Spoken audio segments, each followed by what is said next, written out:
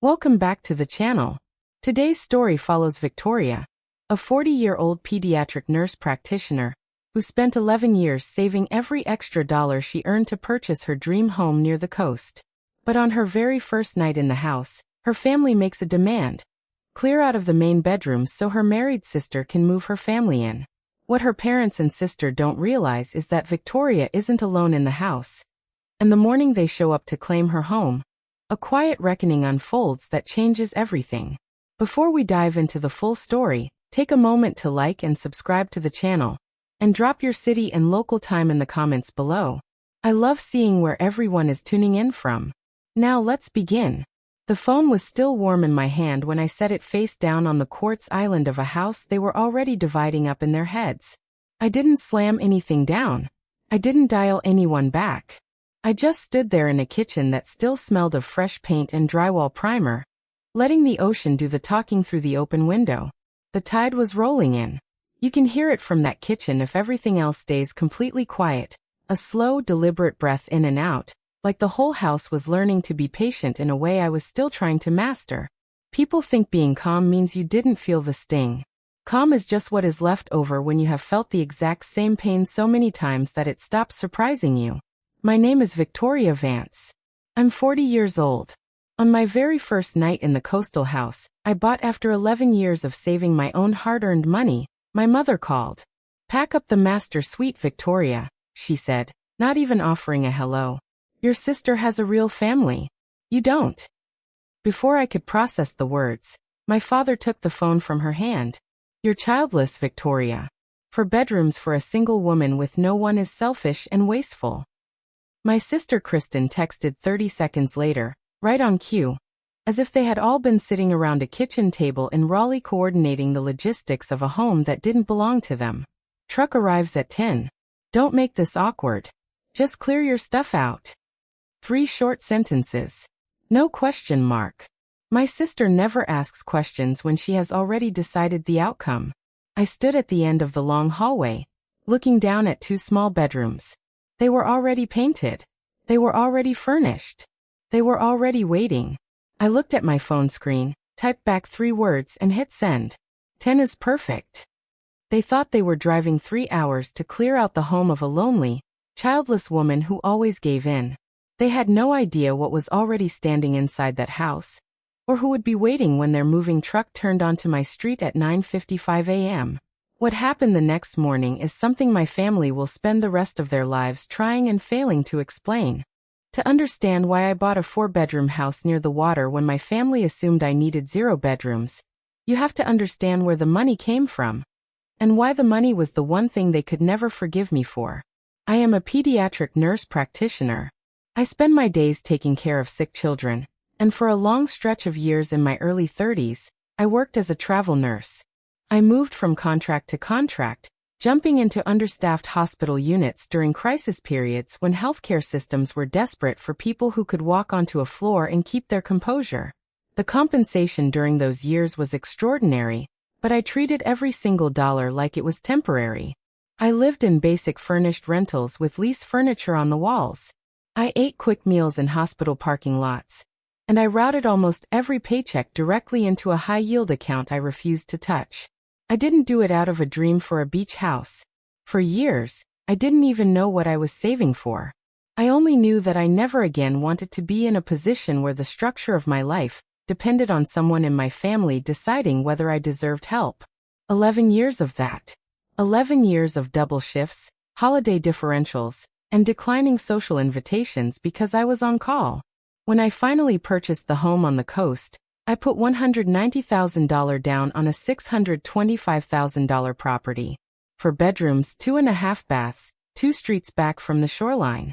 My total monthly obligation, including the heavy coastal wind and flood insurance stack, ran close to $3,800 a month, and I carried it alone on my single income.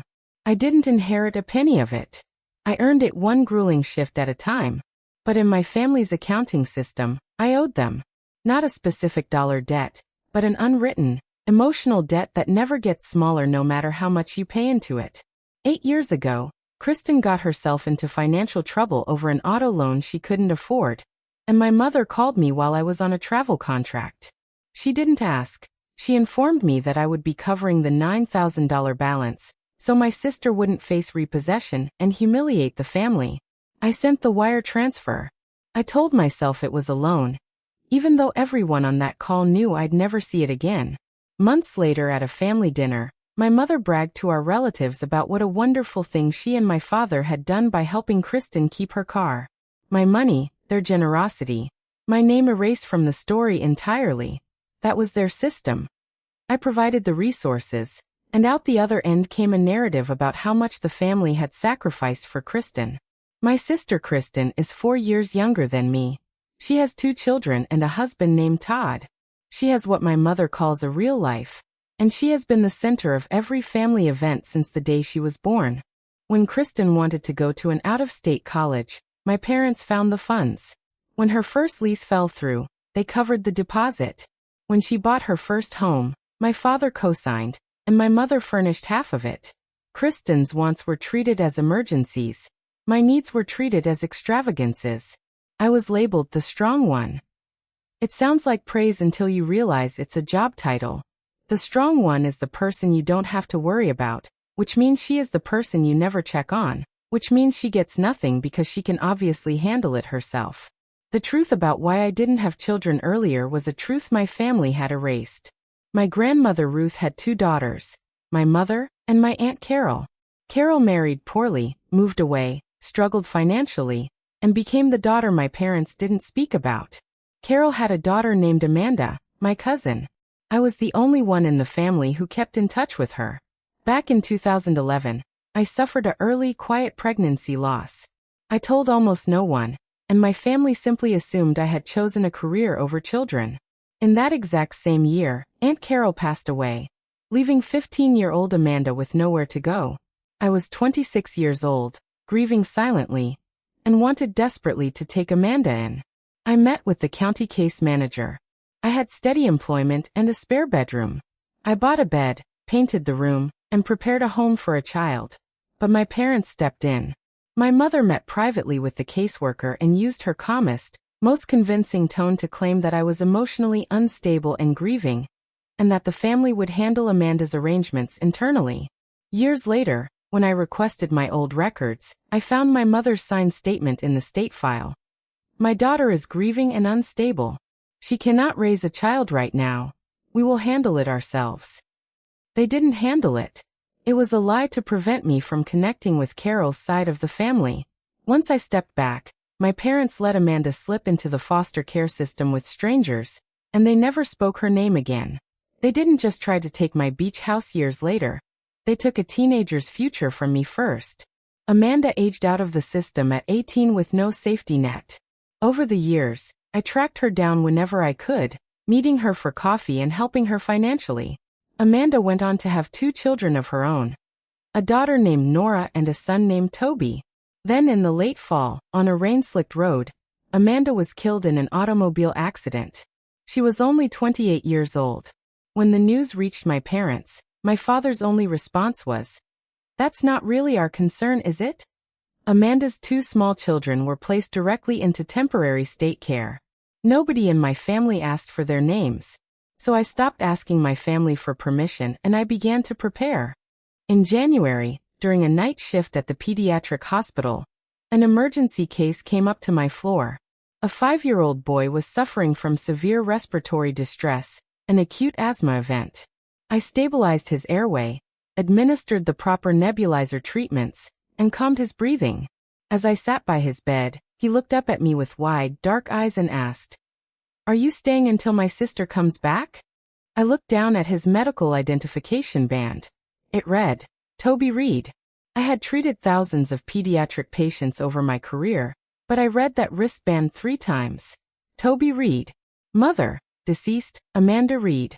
I immediately disclosed the family relation to my unit charge nurse, Maureen, and the hospital social worker, stepping back from his direct clinical care to maintain professional boundaries. That immediate disclosure put me officially on record as a verified relative before I ever filed a formal petition. In the hospital waiting area, I found his 8-year-old sister, Nora, sitting alone on a chair with a plastic-covered library book in her lap, watching every person who walked past.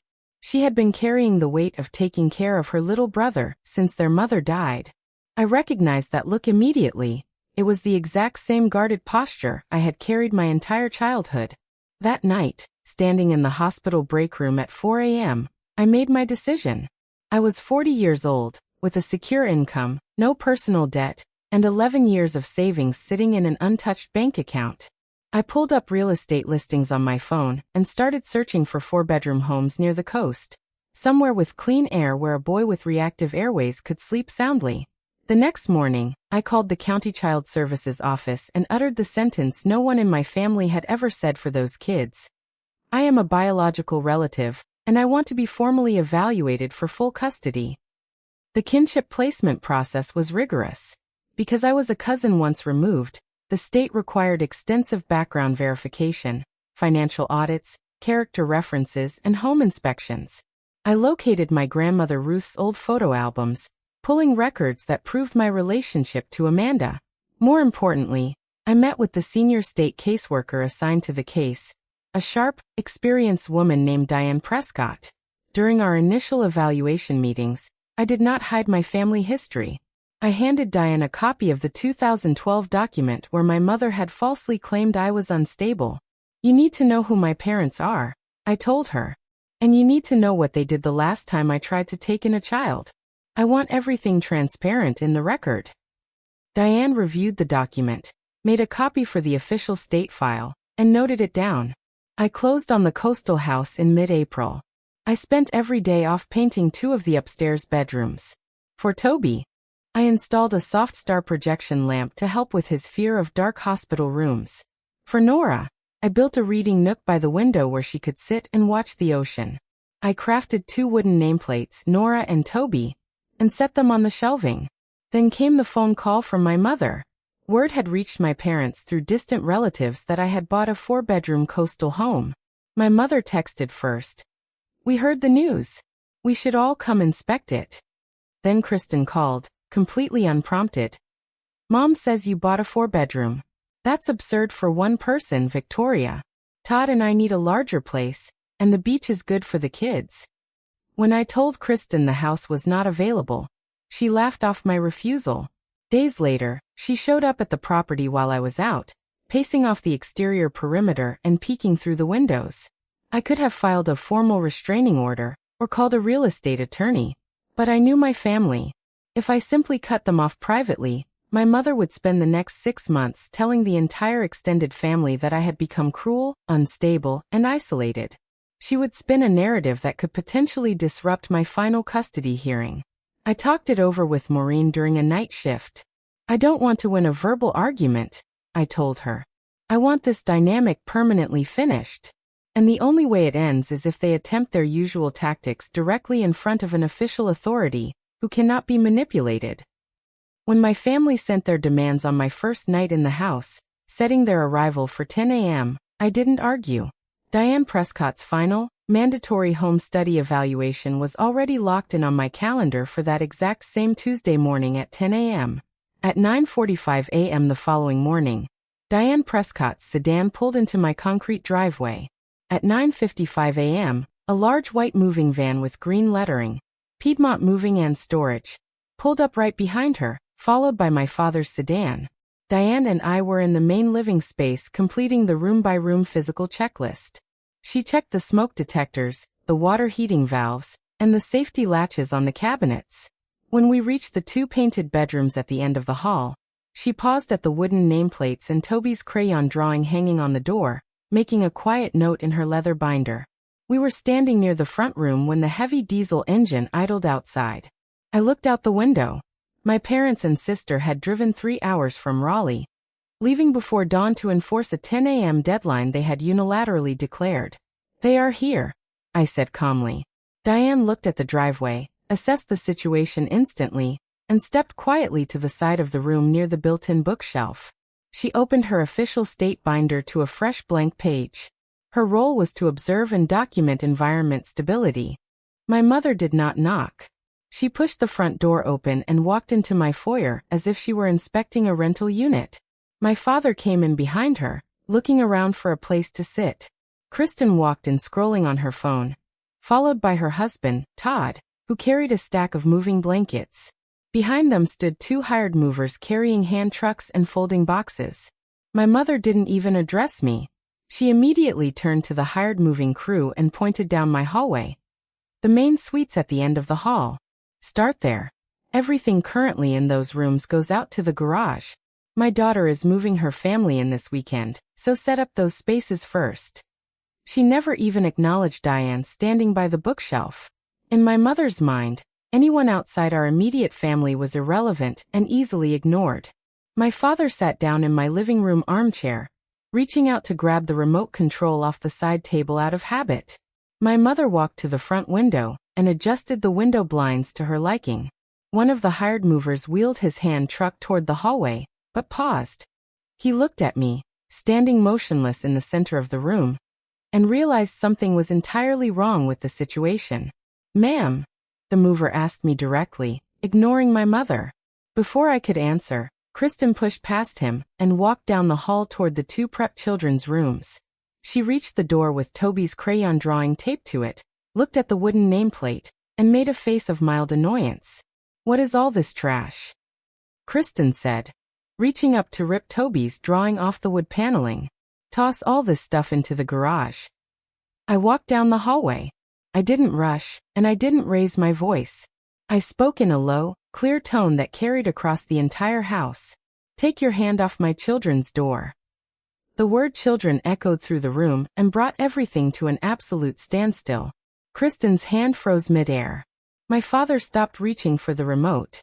The two hired movers stopped dead in their tracks. My mother let out a sharp, disbelieving laugh. "Your children? Victoria, you don't have children. That is the entire point of why we are here." I looked directly at her. "Their mother was Amanda," I said. "Carol's daughter, Amanda. The one you erased." The name hit the room like a heavy weight. My father's face went pale. Kristen looked back and forth between us, confused, because she had been young enough when Amanda was excluded that she barely remembered her existence. That's not our problem," Kristen stammered. It was the exact same sentence my father had used months earlier when Amanda passed away. "You said that in October when their mother died on a wet road," I replied. "She left two small children behind with no one, and not a single person in this family even bothered to ask their names." "Well," I asked. "I am taking full legal custody of Nora and Toby." My mother recovered quickly, shifting effortlessly into her gentle, performative voice, the tone she used whenever she wanted to sound like the reasonable party. "Victoria, this is very tragic, but it has nothing to do with this property. You cannot simply take on two children on a whim. You are simply not in a position for that." I reached into the folder sitting on the console table, pulled out the yellowed 2012 document, and unfolded it. "You signed a legal statement to State Social Services in 2012 claiming I was unstable," I said, holding the document up so my father and sister could see her handwriting. "You did it to prevent me from taking in Amanda when she was 15. You promised the state the family would handle it, and then you abandoned her into foster care. And now her children were in the exact same system, until I stepped in." My mother's mouth opened, but no sound came out. My father stood up from the chair, staring at the paper in my hand. My mother tried her final conversational maneuver. "You should have informed us. You allowed us to drive 3 hours out here. You engineered this entire scene just to humiliate your parents. The daughter you raised would have packed up her master bedroom and surrendered," I said. "I am not that person anymore." My mother turned to money. "Fine. If this house means that much to you, we can discuss a financial arrangement. Your father and I have contributed immensely to this family over the years. We do not need to air internal family business in front of a stranger." She gestured toward Diane. "She isn't a stranger," I said. "She is the senior court caseworker assigned to evaluate my home." Diane Prescott stepped forward from the bookshelf, holding her binder open. Her voice was entirely professional. "I am Miss Prescott from County Child Services. I am conducting Ms. Williams's final home evaluation. I already have a copy of that 2012 statement filed in the official state record. I have observed everything I need for today's report. A total, suffocating silence descended on the living room. My mother's authority in our family had always relied on one condition: that no outside authority was ever present to witness how she managed people. She was polished in public and ruthless behind closed doors. But now, her private actions were recorded in an official state file, observed by a court representative standing 3 feet away. Todd, my sister's husband, set his stack of moving blankets down on the floor. He looked at Kristen, his voice flat. I'm not moving a single piece of furniture out of a kid's room. I told you in the car this whole thing was wrong. I'll be waiting in the truck. Todd walked out the front door. A moment later, the heavy door of his vehicle slammed shut. The 2 hired movers immediately began rolling their hand trucks back out to the driveway. We don't get involved in domestic eviction disputes, the lead mover said plainly to my father. We're done here. My mother looked around the room, realizing she had completely lost control of the situation. We are your family, Victoria, she whispered. You will regret cutting us off. I walked over to the front door, opened it wide and stood beside it. You cut Amanda off in 2012, I said. I am simply the person who came back for her children. My parents and sister walked out of my home without another word. The sedan backed out first, followed by the empty moving truck. I stood on the porch and watched the diesel tailpipes disappear down the coastal road, until the only sound remaining was the steady crash of the tide. Diane closed her binder with a sharp snap. I will submit my formal report today, she said. Nothing that transpired here this morning negatively impacts your fitness as a guardian. If anything, it clarifies your home's stability. You have built a proper sanctuary here. Act 8. The Light on the Water. 2 weeks later, the county court officially finalized the temporary placement order. Nora and Toby moved into the house permanently on a Saturday late in May. They didn't arrive with furniture trucks. They arrived with 2 small backpacks and a plastic box of toys. That first evening, the house felt entirely different. I made a simple dinner, and we sat together in the kitchen.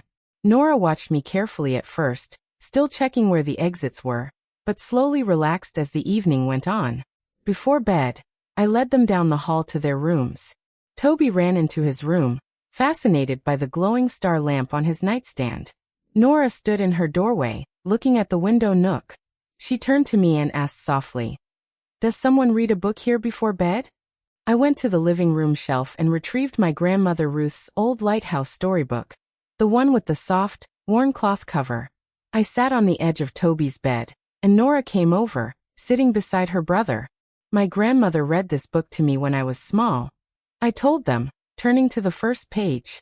And I read it to your mother, Amanda, when she was right about your age. Nora looked up quickly. You knew our mom? I did, I said. She was my cousin, and I loved her very much. I spent a long time looking for you two so I could bring you home. Through the window past the second row of houses, the real coastal lighthouse out on the point swept its long beam of light across the dark ocean water, illuminating the corner of the bedroom window. Toby pointed his finger at the glass with a small smile. For years, my family had called me childless. They used the word like a verdict, treating my home as an empty space waiting to be claimed by someone else. They were simply wrong. The house wasn't empty, it was just waiting for the right people to fill it.